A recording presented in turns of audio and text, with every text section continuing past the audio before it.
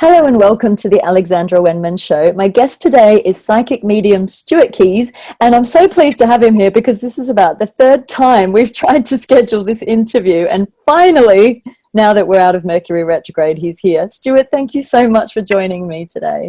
Great to be with you. Yeah, do you know what? It was crazy times, wasn't it? There's like always something going on. But, you know, I'm a great believer. Everything comes together at the right time. Synchronicity. So here we are. Here we are. So I'm so pleased to have you here today. We were introduced actually by a mutual friend, the lovely Teresa Chung, and finally we've got you on the show. So just for our viewers, can you talk a little bit about your spiritual journey, your background, and what led you to do this work?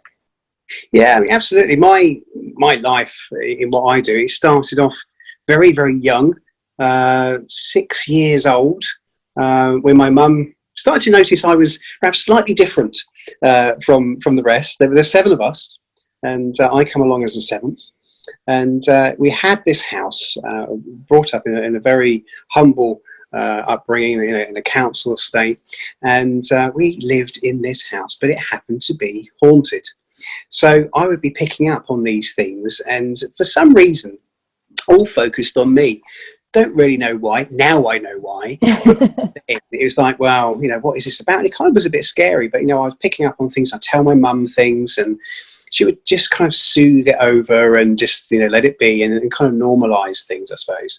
And it developed through the years. And then suddenly I was getting predictions. The haunting did ramp up to such a point that we actually had poltergeist activity within the house, and again, that was quite unnerving at times. I mean, to a point where furniture was stacked up on top of a table. I was going to ask, what happened? Was there actual physical haunting going on? So what kinds of things did you experience? We had the tables, the chairs that were stacked up onto the tables. We had my bedroom. We had lots of pictures all put up in my bedroom, and they were all taken down. And in their sizing, they're all different sizes, but as per their size, they were putting, you know, the large ones there, the mediums one there, the small ones there. Now, I didn't hear any of this, but I would wake up in the morning and find them all resting against my bed. Whoa, but you didn't hear it happening. No, I didn't hear a thing. I mean, and that was actually over my bed. So to actually get to it, physically speaking, you actually have to get up onto the bed and you know, grab the pictures off.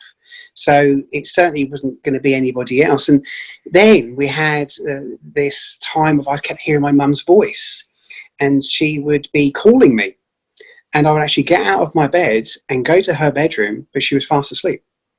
Wow. Maybe you're a family full of astral travelers stacking furniture in your sleep. Yeah.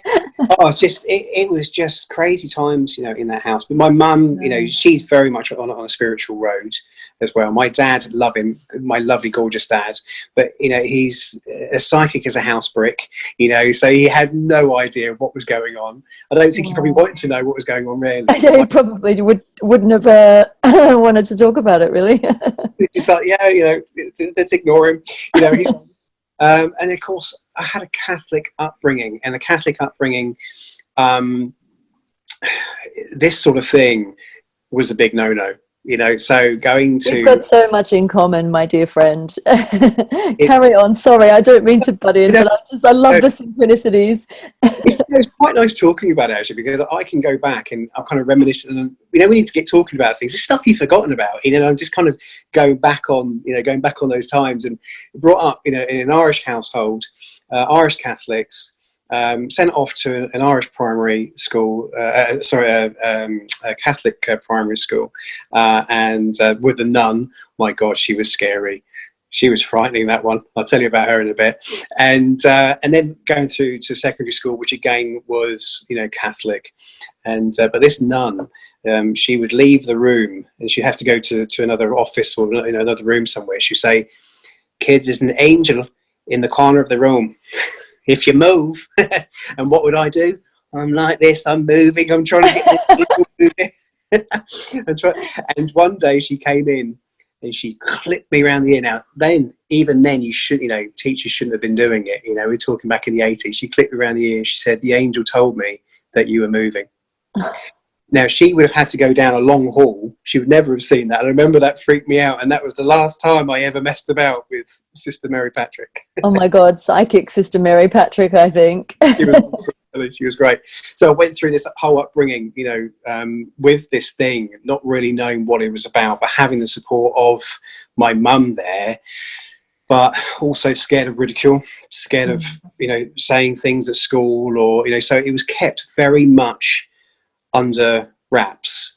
There was only one Catholic priest actually who did know about it, and he was very, very supportive actually, for a priest, and he kind of had the whole thing when he was a kid and understood it. So my mum felt there was some kind of outlet within the Catholic outlet that we had as a family to be able to speak to somebody who was a priest about it, and then I think that really helped because things really did ramp up as a child for me. It was, I suppose when I look back on it now, just reminiscing, going back, it was scary. But then you almost just get used to it. It's what you are. It's who you are. I was gonna say, as a kid, you don't realize it's any different most of the time, do you? I mean, No. Until someone tells you that it is, it's like normal. Brother would say, this is not right, things like that. My uncle Jimmy, he would say, Eileen, to his sister and my mum, this isn't right, and I would be hearing all these things, and then so you then start to think I'm different and I shouldn't be doing this, and this is not good, and so yeah. But when I look back, it took me to where I am now, and it's created an amazing, future. When I've looked at everything I've done and everything how many people I've helped, and it's divine life purpose, as I call it. I never wanted to do this. Who does? No fan of this whatsoever. I was interested in joining the police. I wanted to join the Royal Air Force and things like that. So I had no kind of thought, I want to be the psychic medium. And it just got to a point in the end where you kind of sign yourself in, you sign yourself up, you're in, and that's that. And that was at that point then, I've gone through my teenage years. I lost a great friend of mine in a car crash. And shortly after that period, I was getting a lot of psychic phenomena that was taking place again, which really ramped up. And I embraced it. And I think I embraced it at the time because I had lost Sean. Looking for that peace, I suppose, at that time after his loss, because I carried a lot of guilt after his passing, because I was meant to go and see him and I didn't get to see him, and then he sadly died. So how old were you when that happened? So at that point then, I'd gone from my 18th into my 19th birthday by that point. Wow, that's really young, isn't it, to sort of be hurtled into something as deep as grief, really. Yeah, it was challenging at that time, because I'd gone through my mum and dad. Their marriage had broken down, so I was kind of stretched out between the two of them and not knowing which way to go, because you've got one person saying one thing, you've got another person saying another thing, and then I've lost Sean, and so it was a moment of turmoil. So I think I started to look for some peace, some sort of solace somewhere along the line. For someone so young, I could have been out partying and getting on with it, and don't get me wrong, I'd done all that too, but I think I needed to find something inside, and that's what I did, and that's when it all came. And I started getting into meditation, and that was the key to it. And then I embraced it. I thought, I'm going to go with this. And I was feeling things and new things that were going to happen way ahead of time. And I'd write them down and keep journals of all these things, and then go back on it and go, wow, that's happened. And then I started to see spirit. I started to see the manifestations of spirit, first of all, by the orb. And then it would go into the second manifestation, which is like a mist. When if you have a cigarette and it's smoking, it's kind of looks like that. And then the third part of that manifestation is a full apparition. So I was getting all of those things taking place as well. So did you do any go into any spiritualist churches or do any training to help you develop all of this, or have you mostly self-taught? So when this was all going on, it went so quick. It's like, oh my god, it was like getting into a Ferrari and racing this thing. It was like uncontrollable. So I thought, I've got to do something about it. So went for a reading. I was really interested. I want to go for a reading. I want to get some insights for me. Get all these insights for everybody else. It's that thing, when you you can see everything for everybody else, but you can't help yourself, bizarrely. That's one thing people say, can you help yourself, Stuart? No, I can help. It's always the way, isn't it, Stuart? Crazy. You just can't get in there. So I went for this reading, and she said, hey, Stu, you know what? I've got this circle. And I'm like, oh, yeah. One of those. What are we doing here? And, you've got this gift, you've got this ability. I'm like, yeah. And it kind of just that, probably a bit rude, kind of like, no. You're just thinking, no, I'm not doing any of this. And she said, look, just come along, see how you go. And I did. And I done that for a few months. And then she said to me one day, she said, Stuart, she said, I've got a friend coming and I'd like you to do a reading. And I said, I'm not ready for that. And yes, you are. So I sat down and I done that reading and I haven't looked back since, Mm-hmm. And I looked through all those years now, and you think I'm now 44 years old and I've probably done well over 60,000 readings now, for people. So it's, it's a full-time thing for me. This is all I do. I didn't go to join the police. I didn't go to join the Royal Air Force. That never happened. It's I've done other things before that, of course. I lived the everyday life because I needed to go and learn those things as well, working in an office, etc. But and I love it. I really love what I do. It's I couldn't think of anything else, and I think it's just when you get. I'm just looking over there to the side of me. I've got a wall there with all these thank you cards, in it, and it's those moments when they arrive, or you get an email thanking you, and you just realise how much you're reaching out and changing someone's life.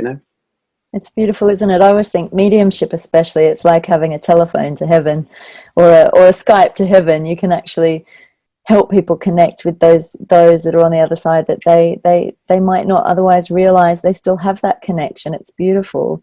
But your work's taken you quite far and wide, hasn't it? I mean, I know that you have been called a celebrity psychic in the past, and we were having a conversation about this before. But obviously, you've worked with people from all walks of life, haven't you?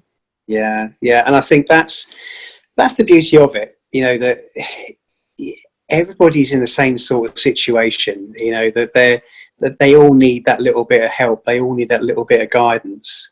And may it be the housewife, to the doctor, to MPs, to celebrities, they all live their life looking out the same window as such in this world.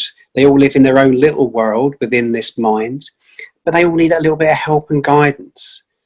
And it can be the person that's got £1, it could be the person that's got millions of pounds, but they still got stresses. They still need guidance. They still need help. They may have a loved one that's in spirit, and that's where I've been able to be so blessed to be able to come in and help all those people. So, and yes, people do call me the celebrity psychic, and it makes me blush a little bit. We don't do pedestals. John said that to be a celebrity, you really need to be celebrated for something. And that always triggered it. It always, made me think. And I suppose, yes, I'm celebrated for what I do in my life, but it's that thing. Celebrity's kind of thrown around willy nilly and so easily nowadays, isn't it? You can be in a TV program and be voted off in the first week, and then suddenly you become a TV celebrity. So yeah, I always blush a little bit because I'm just a normal lad. I know, that's the thing about you. You're so down to earth. You're such a normal bloke. You're absolutely lovely, like salt of the earth to talk to. Very, very authentic, very real, very transparent. I love it. I think that's probably one of the best qualities you could have to do this work. I mean, I don't see how you can do this work and not have those qualities, really, to be honest. But we know that in our industry, it is a bit of a minefield. But it's so refreshing, that you just do what you do, you get on with it, and you eat, sleep, and breathe it, which is really inspiring. I really want to know more about the paranormal side of things, though. I was joking with Stuart and saying he puts the normal in the paranormal because you do, but you've done loads of haunted housey stuff, and obviously started with it as a kid. Can you tell us a little behind the scenes kind of stories about the paranormal? Yeah, I mean, I think it's just, again, it can be from the brand new house to something that's rather ancient, you know, that people have these issues with, and I'm called out on a regular basis to people's houses, their homes, because they're having issues with them, you know, and I come out and I sort that out. And sometimes it's called rescue work, where it can just be a spirit that's there, that's having difficulties, having problems, and it may be crossing over. So I come in and I go through the crossing over process with them and help that energy to cross over so you get to the other side. And it's getting those people's lives back. You know, I've been brought in where, for example, kids are frightened of being in their house because of what's going on in the house, you know, so bad sometimes where children have had to actually go and stay at grandparents' houses because of what's happening in their own house. I've been drafted in to go and, you know, to do that. Only last year, I was in a magazine at the time. This lady read about me in this magazine article. She said, Stuart, she said, I've been having so many problems with this house. She said, you know, I need your help. She said, I've had so many people to come in to help me, but nothing's working. We are literally on our knees. And I said, well, where are you? And she said, well, I'm in Edinburgh. And I said, well, I'm in the south of England. And she said, I don't care. She said, I'm going to fly you up, you know. And she did, bless her. And I was kind of mortified. I was like, oh my goodness, you know, you can't do that. And, you know, just me being, oh my God, you can't go and pay for a flight for me to come up. But she said, I'm not going to hear of it. I'm flying you up, you know. So that was the most bizarre day. So I arrived at the airport. You see all these business people tapping away on their laptops, going into a meeting of some sort. And I'm there reading the newspaper thinking, I'm just about to go into a haunted house, you know. You know, so that was my commute. You know, my commute was, you know, as a person that day was to go and sort someone's house out. So we went up there. I was in the house for 1 hour and I flew back down that afternoon. Wow, just for a 1 hour house clearing. That's amazing. Yeah, she phoned me back, said, Stuart, she said, you know, everything's fantastic. The house is back to normal. So what I do then is I say, well, look, I'm going to come up, I'm going to sort this out, but I need you to keep in contact with me, you know, so come back to me in 7 days, come back to me then in 1 month, 2 months, and then we keep regular contact to make sure everything's okay. It always is, but I just like people to have that security to know that I am there, for, you know, for the peace of mind. And she said, yeah, everything's good, everything's fine, you know, and we're happy, you know. So yeah, so there's been that part, but also the other paranormal part is going to all these haunted locations. I haven't done it for a little while, actually. I do miss it. Because you've done some filming and stuff in that regard, haven't you? Made some documentaries or something? Yeah, so I've just done, I don't know, so this is how kind of crazy it gets, right? So last year I done a movie, which is In Search of Fear, which is coming out in Asia now. We've got a lot going on with coronavirus right now, as we know. So that coming out, they've now put that as a pause it for now. So that won't be coming out yet because, of course, they need maximum capacity of the theatres and cinemas and all sorts. So that's not going to be coming out yet. So fingers crossed we'll know when things calm down with that. But I filmed that last year. And my segment was filmed over 3 days. And that was in a haunted location, a place called Peaks Manor, P-E-K-E-S Manor. Anyone wants to Google it and have a look. It is an incredible place. And so I had to stay there for 3 days, and it was haunted. And I'm thinking, hang on a second, you know, you can go into a place, you know, and come in and out. That's fine by me. But for me to have to stay for 3 days, I'm like, oh man. So, and it was really, really active, but it was filming a paranormal film in a genuinely haunted location. Oh my God. So what kinds of things happened? Did lots of things go bump in the night while you were there? Well, what's so interesting, you know, they're filming part of the segment where a chair comes flying across this room. Yeah. And I'm thinking, this could actually happen for real, you know. And I was saying to the guys, right, I'm behind the cameras watching some of this stuff unfolding, and I'm saying to them, guys, you're going to need to make sure you charge your extra battery packs for the cameras, make sure you got this. Yeah. And they didn't listen, all right. And the first day of filming, their battery packs died like that. Then they listened to Stuart, because the spirits that were there were using the battery packs to gain energy, and they were draining down all the batteries. Yeah, so we had that, and things off camera were moving about. So there was one session that they'd done about 10 takes on this, and it was one of the guys, he kept messing up his lines, and he nailed it, he got it, and everyone's like, yeah, is that sense of relief, you know. And all of a sudden, bash, crang, what? It's like everything's collapsed behind off this table. No. Now, thankfully, they just got that wrapped. But that all happened, you know. It was like, whether that was spirit celebrating, yeah, he's got it. He's done it. Thank God, let's throw that, you know. But yeah, and then that night time, it was really active. I'd be laying in bed, closing my eyes. But if you put your hand over, and all you guys at home now, just if you do this, you kind of get that shadow just there. You feel that something's there, but I'm getting that.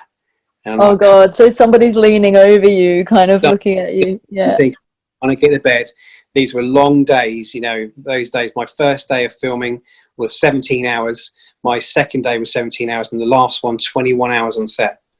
You know, not romantic in the slightest, and I'm absolutely shattered. So the last thing you need is that when you're trying to get some sort of sleep. So I was working on the camera, you know, in front of camera. They brought me in because I'd done a TV show before that where I presented that, and they said, Stuart, can you bring in your presenter way of doing things, but for the film, because they were actually within the film there was a presenter presenting a psychic show, so they brought me in to present that segment of that. But then I was working behind the camera, hence my long days, because I was bringing through the authenticity for what you actually see on camera. So I came in as the advisor. Wow. So you're like working day and night, clearing energy, making sure everything's cool, making sure everything goes properly, and then talking about what you've seen in the night when everyone else has left you on your own. Yeah. Oh, but it's great. It's great fun. But I love the paranormal. You know, I think it's really, really interesting to go and going to all these places. You know, I've lost count how many places I've been to, just from a pub to Warwick Castle. You know, it can be, you know, from a small little village pub somewhere to somewhere like Warwick Castle. So it's been really interesting, and I think I've seen stuff that even I'm like, whoa, you know, you can't even begin to explain or comprehend it. You know, it's it's amazing, really. So much is going on this planet at the moment, where a lot of people are sort of waking up and or realizing that they have natural psychic abilities. Do you think that everybody is naturally psychic? Everybody on the face of this planet is psychic. Every single person is. They've got it inside them. Not everybody is a medium. You know, I could fill the O2 arena and I will find one medium amongst that 20,000. But everybody is psychic. And whether we label it as psychic or whether we label it as sensitive, intuitive, we are so desensitized now, I think, from it, that back in the day, you know, we had this fight or flight thing, you know, where we had to go out with a club and go and get our dinner, you know. So we had to use intuition. We had to use our gut instinct. We'd discover a cave. Is it safe to go in the cave? And your gut instinct scream and shout, you know it's not. Rightfully, don't go in there, because there actually was a grizzly bear in there, you know. So we would use that gut instinct. But now we don't have to have the survival. We don't need to do that anymore. We can just nip down to the supermarket and go and get a ping ping meal, and it's cooked in 3 minutes. It's easy for us. So we've actually desensitized that psychic ability in us. But every now and then, you know, you guys at home will get it, like, you know, you'll think of somebody, then you bump into them, you think of them, they'll phone you and you haven't spoken to them for a few months, or you just get a funny feeling to turn left rather than right that day, you know. So we do still get elements of it, but I think it is greatly desensitized. And I think a lot of that, sadly, there's so much negativity that's out there. We are so much under control, which is probably another conversation we'll have one day, but there's so much control that we have, you know, by governments, by the fear. You know, we've got the coronavirus going on right now, and I think, you know, that the fear of coronavirus is spreading faster than the coronavirus itself. Yes, it is, isn't it? It's just, it's nuts. Controlling people. And I had a conversation with an elderly lady the other day. She was such a lovely thing, and she had gone through the Second World War. And she said to me that the feelings and emotions that she's now having over all of this, the anxiety of it all, is the same as what she had when she was very young going through the Second World War. Isn't it interesting that you say that? Because I had symptoms really recently that were like panic attacks and a little bit like PTSD. And I'm like yourself, very sensitive, so I pick up on the collective and what's going on in general, but that's not necessarily mine. But the way I find out what's going on the planet is I feel it in my body and go, oh, there's a lot of this happening. And this was before coronavirus even sort of broke out, and it built and built and built. And then I had a past life memory surface, because I was kind of tuning into why was I presenting with this. I think it was a past life of World War One and going over the top of the trenches, running headlong into the machine gun fire and dying. And the last thing I saw was the mud as I died. And I, like, just exactly like what you said, this fear that is spreading is very similar to the fear that happens in wartime, and it's not healthy for us. Boris Johnson has just announced it, and one of his words were, which kind of threw me a little bit, where he said, many thousands of family members will die. Yeah. And, well, that's happening anyway, right? yeah, and I thought, oh, okay. But within 10 seconds, the strapline ticker that was coming across from the news agency was, they jumped on it straight away. They're spreading the fear straight away. So, and then all the press agencies have got all hold of just that one sentence, and yet he spoke for 45 minutes, but they all jumped onto that one sentence to spread the fear out. You know, and again, it's just another way of controlling. It's another way of trying to control the masses, you know, is by spreading fear. And don't get me wrong, there are people out there that are dying from this. It's not great, you know, but, you know, actually WHO said initially when it first started to come out that over 8 million people died with cancer in 2019. Exactly. It's it gives you perspective, doesn't it? Yeah. I also think challenging, but you know, you guys just look within, just find your own comfort and your own solace, you know, and you know, look after those that are around you, and just, it will be okay. You know, we will come through this without a doubt. I promise you, and it is going to be challenging ahead. All right, but we will come through this. It will just, one day they'll look back on it and say, well, it was just another flu of sorts, you know. And you know, it's been driven as, it's such a scary thing called coronavirus. It's such a scary thing called COVID. And actually, in this household, I've got an 11-year-old and I've got an 8-year-old, and we decided not to call it the coronavirus or COVID. We've actually decided to call it that silly thing. You know, we want to bring some sort of, you know, just trying to keep it normal, not to have fear based into this. And you know, the kids are scared and all sorts. And mind you, my boy, he was rather disappointed that the schools weren't closed. The first thing, did Boris say anything about the schools being closed? He said, are they closing? Am I going to school tomorrow? I said, you are, son. He's like, So, yeah. Damn. But, you know, it's like you say, there's a flip side to everything, isn't there? There's always two sides to the coin. And, you know, on the good side of it, I think people are starting to just kind of become more aware. They're waking up, they're questioning, they're switching off the news.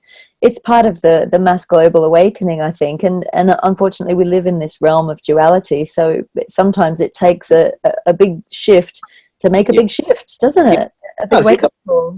Something, you know. Yesterday we had this thing on because it was an announcement where, you know, Boris was going to address the nation. I thought, right, we're going to listen to this. But I normally don't do the news. I'm not interested in the news. And you know, my dad says something quite worthwhile. He said to me, Dad, son, he said, don't worry about the news. He said, ignore the news. He said, you don't need to know about the news. He said, if I see a big mushroom cloud in the sky and it's got rather hot, he said, I know it's all gone wrong. He said, until then, don't worry about it. So, you know, that's my prerogative. It's so funny. My husband watches it, and then he'll go, well, they said this on it. And I'm like, yeah, it's cool. Yeah. I don't need to know. According to the news. Yeah. If I'm meant to know, my guides will tell me, and it'll be fine. Yeah, I'll get the 4-minute warning from my... Yeah. Oh, it's funny how world we live in. But you know what,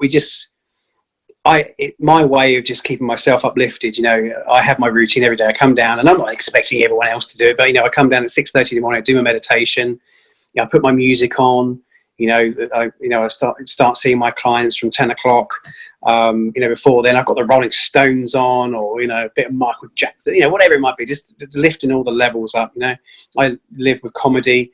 You know, I was brought up in comedy within our household, you know, The Only Fools and Horses and all this sort of stuff, you know, Friends, I love Friends and that sort of thing, you know, so I have a lot of comedy around as well.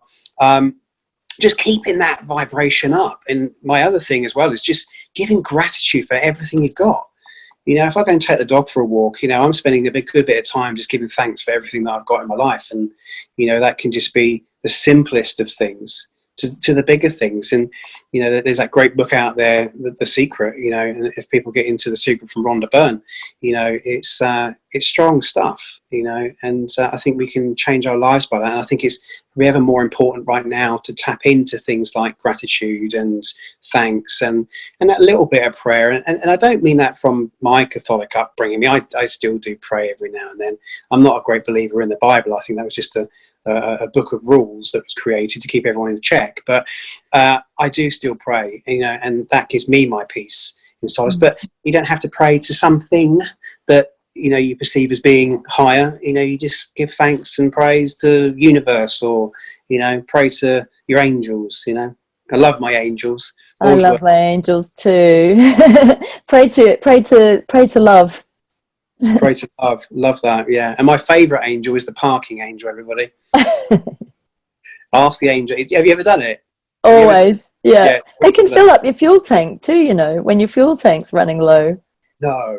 Yeah, I've tried it. I was in my hometown in Coffs with an old school friend. We were driving up this hill, and she was like, "Oh my God, I'm running out of petrol. We have to get to the station." And to the point where when we went uphill, the car started cutting out, and I was like, "Right, nobody look at the fuel tank." And I got her kids to like visualize the fuel gauge as full.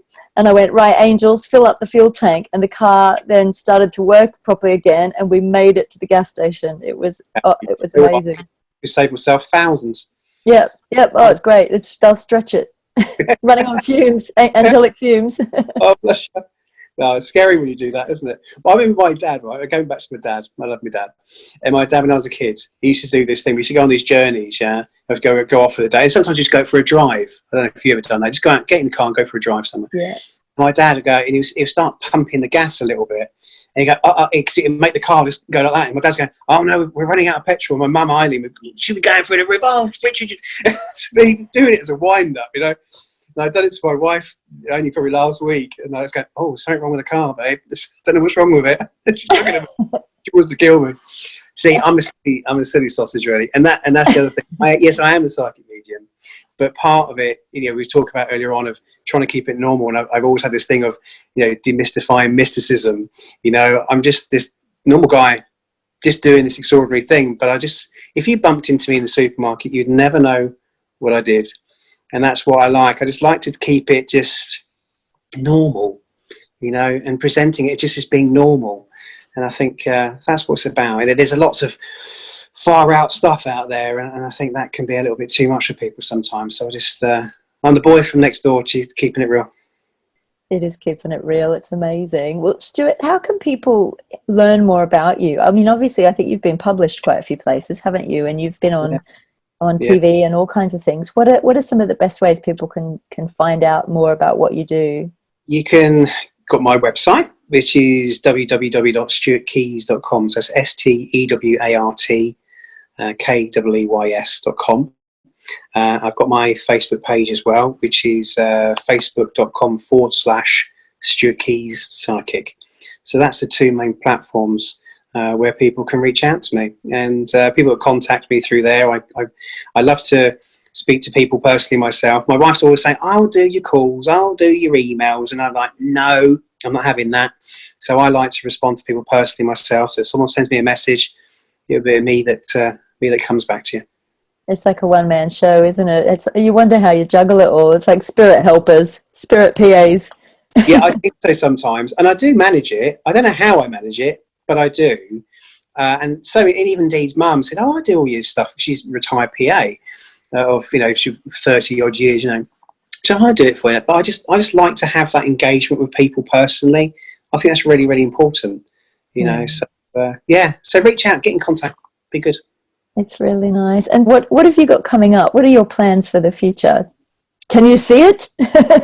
Yeah, well, parts of it. Yeah, as I was saying, some of the other stuff, I have got no idea. I just take that day by day, but I always know I'll be all right. You know, it's just I chill out and relax with it. So what we got going on? It's a fairly quiet year actually this year. So I had this kind of manic. We were filming. I've got some filming coming up this year as well. So it's what we've got going on. So that'll be during the summer. I've got another TV pilot that we're doing. So it hasn't been commissioned, but we're filming it and then hoping we can get it out there into the great ether. I've written 3 films. as well. So it's another passion of mine, doing film. So I've written a trilogy of films. So the script writers are now working on the script for the first film, and then the other films will be backed up behind that. So they're now doing that. I had to do the step outline, and I'm in my room where I do all my readings, and I was on the set of the film that I was working on, and I got chatting to the director who's also the financier of the movie, and I got chatting to him, and I said, Johnny, I've got this film idea. And he said, tell me about it. And I said, he goes, yeah, love it. He said, I love this. He said, let's see what we can do. Yeah, he said, but what I need from you is a step outline, and a step outline is a thorough breakdown of the film. So you're putting everything down on paper. So it's about 30 pages long. And I was like, right. I came into my room and I locked myself in here for 2 days. It was crazy, yeah. And if you was to look, it was pretty horrible, really. There's my breakfast bowl, there's my lunch plate, there's my dinner plate, there's my hair out here somewhere. You know, there's me in my pajamas. You know, I looked like I lost myself and immersed myself into this thing. And that's what I did. And I wrote the step outline in 2 days, and I sent it off to him. And he said, I wasn't expecting it that quick. And he loved it. He adored it, and now it's with script writers, and so they're now writing the full script for the films, and then we go to the financing stages, and then hopefully we'll get that away. So yeah, well, I love this. It's like you're reaching a much bigger audience, you know. Yeah. It's like, oh, from platform mediumship to global it's wonderful, because it is, what I love about it is you're normalizing it, you're making films about it, you're getting the message out in so many different ways. Yeah. About, you know, it's you know, it's demystifying it, isn't it? It's taking the fear out of it, I think, a lot of the time, and just, yeah, letting people know there's more to life than what we can see with our flesh and blood. There's so many different ways of doing it, you know. I had to make a choice. I'm not doing any platform, I'm not doing any stage, I'm not doing any of those things for this year. And I was looking at maybe doing a bit of paranormal stuff, and I said, no. I just wanted to concentrate on my writing. I want to concentrate on getting these things away. And working on those projects, and so that's what I'm going to be doing for this year. And as you say, it's just reaching out and delivering it in a different way, you know, for people to realise that there is something very different out there. And like with the TV work, you know, when I've done the shows, and I advise on stuff as well for production companies, and you know, I'm trying to make things really real, because there's been shows out there that have maybe smudged it a little bit, and think that paranormal phenomenon was real, when in fact it was something very different altogether. Yeah. Created with a team of people with wire, and pull that at that smoke and mirrors routine, eh? yeah. So I'm bringing it real. So the stuff, you know, if we're working on, you know, some table work on a seance or something, then I want a camera here, I want a camera there, I want a camera underneath, I want every angle covered, so people can actually see when that does happen, it's for real. You know, so I'm pushing the boundaries all the time, and just trying to, you know, make things more accessible for people to understand it, to again have the realism, to make it real, to make it how would you put it? There's messed up my words now. We've done it right until then. So yeah, it's just trying to make it real for people, that they can go, wow, okay. Yeah, this stuff does really happen, and to make it believable, to bring some credit to it. You know, there's a lot of fakery out there with it, which is really frustrating in this world, when, you know, spirit are really bursting out the seams to try and show that they are very much there, and even scientists are now going, wow, you know what? There's something going on. You know, we actually now really do think there is something else out there, and we really do believe these psychic mediums can actually reach out and do this. Yeah. So. Yeah, amazing world, really. It's amazing. I know Teresa is in touch with an amazing scientist called Julie Beischel, and she scientifically studies mediumship and psychic, and then you've got obviously the Institute of Noetic Sciences in California as well. It's fantastic. We're bridging the world here more and more and more. So I think we're in such exciting times on this planet right now. It's fantastic. I think so. And you know what? I think, you know, we're in 2020 now. And by the time we get to 2050, I really think that they will be able to say, for the first time, yes, absolutely, this is real. And Mm. I feel that by that point that they will be able to access parts of the brain and actually study the brain's movements and watch it under scans and things like that to show, yes, the frontal lobe of the brain where psychic phenomena comes from is really triggering, is firing off, this is real. And I know that's another 30 years away, but wow, that's incredible stuff, and I look forward to, I'll be a bit older by that point, a bit more grey. I've got the greys coming through now already. Oh, honey, me too. Don't worry, it's all covered up. But I love it, and you've got more and more people having near-death experiences as well. So all these stories coming through of people that have kind of lived through, been to the afterlife, lived through it. I mean, you've got the likes of us who go there and visit there anyway, and without dying. We're sort of bridging the worlds. But I was having dinner with one of my really close friends, and she is she's a whole amazing multidimensional being, but she specializes in past life regression. And actually her uncle recently went into hospital. He wasn't feeling well. He had to go into hospital because he was really dizzy. And while he was in the hospital, he had a heart attack, and they fitted him with a pacemaker. It was actually really lucky that he was in the hospital to have the heart attack in the first place. And went into surgery, had the pacemaker fitted, but then woke up in the middle of the night really freaking out and not having a pleasant experience. And he couldn't speak, and he couldn't reach the buzzer, and he I think he was having another heart attack. Yeah. Anyway, he fell out of the bed, and in his story goes that he just fell and fell and fell and fell and fell. And I was like, oh, fell out of his body. And then he saw his father in spirit sitting in his armchair. And as he fell, his father in spirit reached out and caught him and said, call for help, yell for help. And he screamed out, help. And his dad went, you're going to be okay, son. Wow. Went back into bed. He woke up, and the wire had come loose from the pacemaker, so he needed more surgery. But his dad in spirit saved his life. That's incredible. He actually fell from his body. He said it was all white light, and then his dad was there and just caught him. That's amazing. It was physical, it was completely physical. So, have you ever had that thing sometimes, when you feel like you're falling? All the time, yeah. Ever had that? That's the weirdest thing ever. Yeah. But that feeling, it must be like that, but just carrying on until such a point as something embraces you and collects you. It's like free falling from a plane almost, and then suddenly the back goes and you're safe. That's, I can imagine that's, what it's about. And I've seen it time and time again where they've often said to me, it is just a peaceful transition. The blink of an eye, and that is it.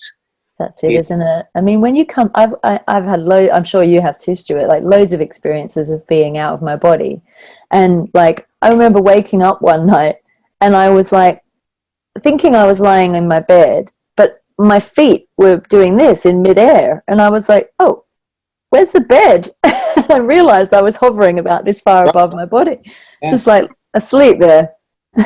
I used to do it as a child.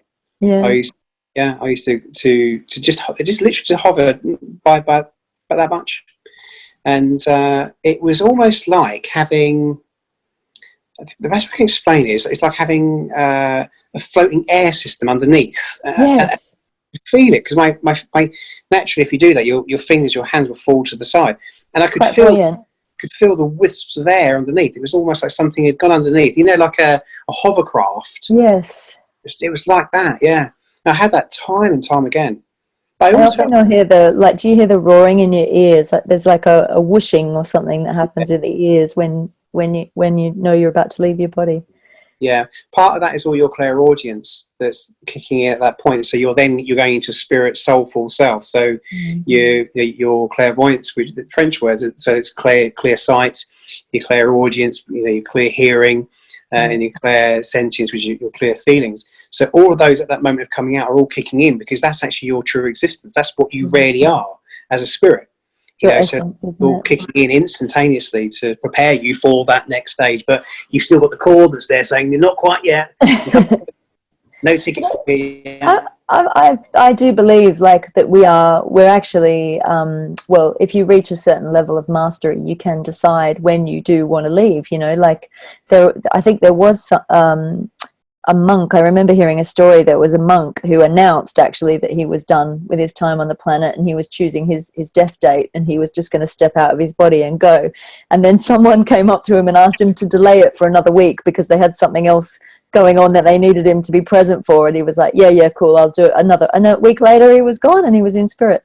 And I've actually had, again, I've had past life memories of doing it in Egypt, of like preparing myself, being an older woman, going into a temple and, you know, just deciding, right, time for me to go now, and just stepping out.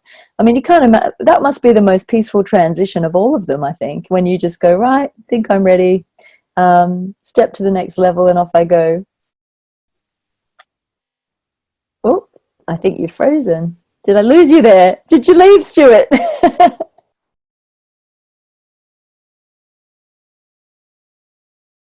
On.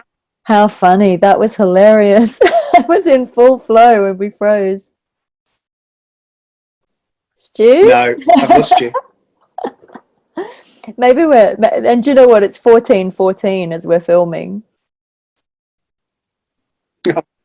It's frozen, totally. Oh my God. Yeah, I can hear you, but you're frozen. This is hilarious. Well, maybe we're supposed to wrap up the interview. Hello. I think we've got some spirit on the line causing havoc. Hi.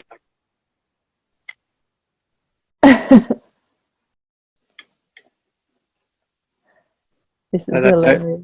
This is Hello. All right, I've got movement from you now. Yeah, can you see me? Yeah, bit of movement. Yeah. You're a bit pixelated. I think we've got some spirit on the line that's causing.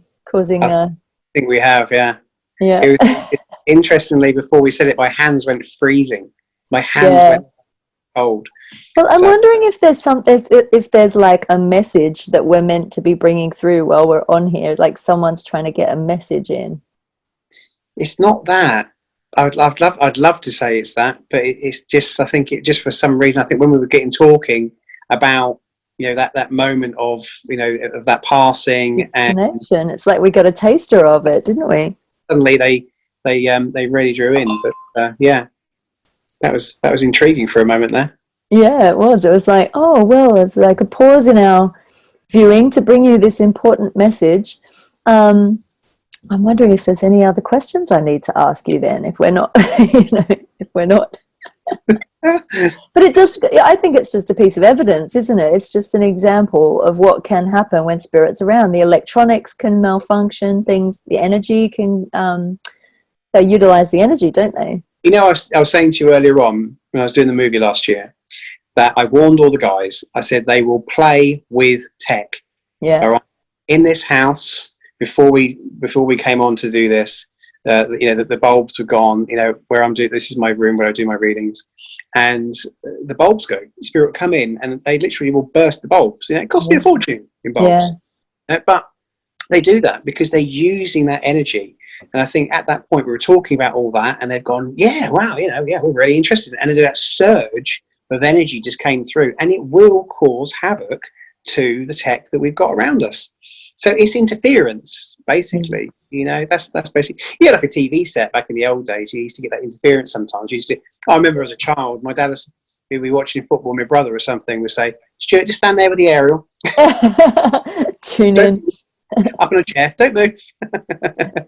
You know, it's just that electrical kind of interference that takes place, and that interference actually, you know, interrupts us quite a lot. You know, I don't even found it, but that electromagnetic energy interference can really throw people around. You know, and we get. God, yeah, I'm feeling it all now. They switched on 5G in my area. I'm getting zapped daily, constantly, because my nervous system is so attuned. Yeah.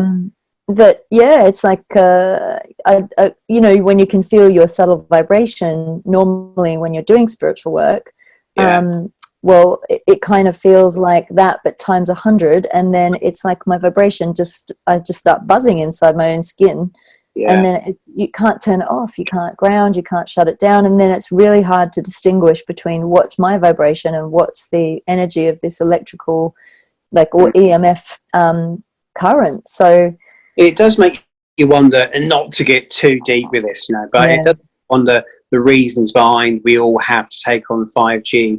It makes me wonder why the phone company, this company, will phone time and time again to offer us a free meter, to have installed. They've transferred it across now Smart to meter, yeah. Oh, it's bad. We said no. charge, but they phone you twice a week to because they want to install this in your house. Why are you so wanting this? It does make you wonder what kind of question these things have, and what it does actually cause to people. And I used to look at this sort of stuff, think, a bit wishy-washy, but now I look at it and I've actually seen through the years of doing this that how technology has really affected people, and what it is actually doing to people, and what it does to people's mind, what it does to people's thoughts. People that are just top of their game, who are really, really happy in life, got nothing to worry about, and yet they don't feel right at all. A lot of that is because there's other stuff that's going on around them that is interfering. We have a skin and bone that we use to go from A to B. This is just the shell of the car, but inside we have the soul. That's the end. And coming out from that is an electromagnetic energy field, and all this stuff can interfere with that electromagnetic energy field, and of course it's going to interfere with how you feel in the end. Well, I'm the guinea pig. I often get shown it myself, and then I have to figure out a way to come through it. I'm actually doing a talk soon on how some of this stuff's affecting the body, ascension symptoms too, but like as our sensitivity increases, and then you've got more and more and more tech coming in, like dirty tech, we're having to investigate new ways of using like clean tech to offset the dirty tech, or clean ways to clear our energy field, our air field as well. But I definitely, exactly what you just said. I mean, last year I was being so disrupted that I couldn't actually think straight, and I've got an incredible memory. I remember stuff from when I was a 6-month-old baby, and then my cognitive function was all being screwed with, and luckily I have a system called Precious Wisdom, which is why I think I'm experiencing all of this, because Precious Wisdom is something that will neutralize it. So I'm doing all these like mini science experiments with myself at home to kind of figure out what's going to help and what's not, and what to do about it. But at the end of the day, helping people, you're then going to help others to kind of get some kind of reasoning and understanding for what's going on, and a way forward through this, because absolutely know what to do. So good on you. It's quite fear. It's because of all the fear that's around there. I mean, do have another YouTube video on this channel about the 5G, and a process that I've shared with everyone to help you kind of neutralize it and rebalance your system. And it is working with what I call spiritual technology, so working with sacred geometry and stuff like that. But we're going to need to start really understanding the nature of creation in its entirety, and that includes like the third dimension that we live in, but also the multiverse, which you and I can see quite clearly, and people are going to start to have to acknowledge that it is there, that energy is there all around us. There's a part of that where we're spearheading, with the others, and what we'll find is people will come up behind that and go, we want to go whichever way they're going, because they're onto something. And so it will come, it will happen. But something has to give, something has to change, because technology is evolving at such a rate. I can buy my iPhone, whatever it might be, but they've already got the iPhone, 3 years down the line ready, to go. So it's at such a rate. You can buy a laptop and it's out of date when you walk out the shop. I know, it's ridiculous, isn't it? It's like at some point you feel like the bubble's got to burst and something new needs to come in, and it bothers me at times. Einstein actually said, technology will turn human race into idiots, and he's kind of right in a way. That we can't remember each other's phone numbers anymore because they're in the phone, right? I know people, right, who are married and they will WhatsApp each other in the house. What are you doing? You're on the couch and you're on the couch. Just talk. Just talk to each other. Why are we becoming so disconnected? But we're now with this silly virus thing. Maybe we're being forced to separate from each other. With all these houses on lockdown in Italy and China and places, and it's that forced separation that might actually make humanity go, "Oh, actually, we need each other." We've been through that before, through wartime. That's taken place before, and it actually there's a lot of good that's coming out in people. There's a lot of bad that's coming out in people. There's a lot of good that's coming out in people where they want to help each other and help their neighbour and make sure the elderly is okay. And that's really lovely to see.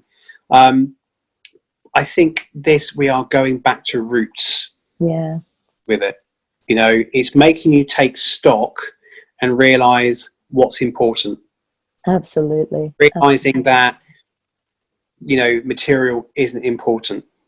You know, and it just makes you just rethink life and realise what's around you is divine and blessed, and that you've got to look after that, because without that, you know, you can't take a Rolex watch with you when you go. No, You can't take a car with you when you go. All right, but what you can do, if I would say anything to any of you guys out there, is, you know, yes, you know, they say money doesn't bring you happiness, but nor does poverty. You know, so when you do have that money, use it for things in making memories. You know, because memories you can take with you, all right, that will be with you for eternity. All right, and that's what we do. You know, if we go off and go and do, it's about memories. We just go out for a free day out. You go down the seaside, you know, with a dog. You know, maybe go and buy a latte. You know, but people nowadays spend all this and get this and buy that, and because they're trying to soothe themselves in what they think they have to spend all this lavish money on lavish things. And no, and I think this is what's happening right now, is that people are realising, actually, you know what, we're going to have to stay home. Wow, we're going to be stuck indoors, but hey, you know what, we've got a video. Wow, there we go, going back a bit. Videos, you know. What's a video for those of us? I do grow up with videos. I'm the same age as you, but video for those children that grew up in the digi age. It was youngsters that used to be this kind of thing like that. VHS or beta? It's like tapes and stuff, isn't it? It's like, oh my god, like child of the 80s. Yeah, love the 80s. But it's the most important thing, hey, is just, you know, being at home, and we're going to have a movie night tonight, you know, and I can't wait to sit on the couch, you know, my wife and the kids, and, you know, we'll go and get the duvets down from upstairs, and you light the fire and just watch some movie with some pizza. Yeah, that's heaven. Well, I am rebelling against the silly fear virus and going out dancing with my girlfriends tomorrow night. Good on you. I tell you what, I went out to dinner with a friend the other night, and I popped into some shops. I was on Oxford Street in London. Popped into some shops on the way to meet her. Shops are empty, so if you do need to self-soothe with a bit of retail therapy, people, there's no one in the shops. It's the right time to go. What? It's heavily discounted. Yeah, it's heavily discounted. All the changing rooms are free. There's a benefit to everything. It's wonderful. Silver linings. Yeah. Oh, dear. Always a flip side. I love it. Stuart, I love talking to you. I think we could sit here and probably talk for another hour, because I think that's about how long we've been on for. It's been so. It's been wonderful. We'll have to do it. We'll have to do another one. We'll have to do a part 2. Yeah. I think at some point. But I just it's been such a pleasure talking to you. I could literally pick your brain for weeks to find out more about your experiences. At some point, and we can talk more. And it is lovely, you know. You walk through life sometimes, and you meet people, and you come across people, and it's just that, it's that link. You're a sister from another mother. I think so. Yeah. Sister from another mother. I think so. I agree as well. And who knows what's going to end up happening? We'll have to keep our conversation open, and then touch base at some point. See if we can predict what's going to happen in the near future, and then. That'd be good. Amazing. So should we just remind everyone again of your website so they can get hold of you? Yeah, so feel free to pop on to www.stewartkeeys.com. So that's STEWARTKEEYS.com. And my Facebook page is facebook.com/Stuart Keeys Psychic. Stewart Keeys Psychic. Awesome. And I'll pop all the links below, and any links to any other stuff that Stuart's done, so you can go and delve in and see some of his paranormal investigations and his magic, and learn more about him there. So awesome. But is there any parting final message you'd like to say to people before we go? live life with passion. Amazing. There you go. Beautiful. Thank Right. you so much, Stuart. That was absolutely wonderful, and been such an honor having you on the show. And It's been lovely. Really, really enjoyed it. wonderful. And to those of you watching, thank you so much for joining us.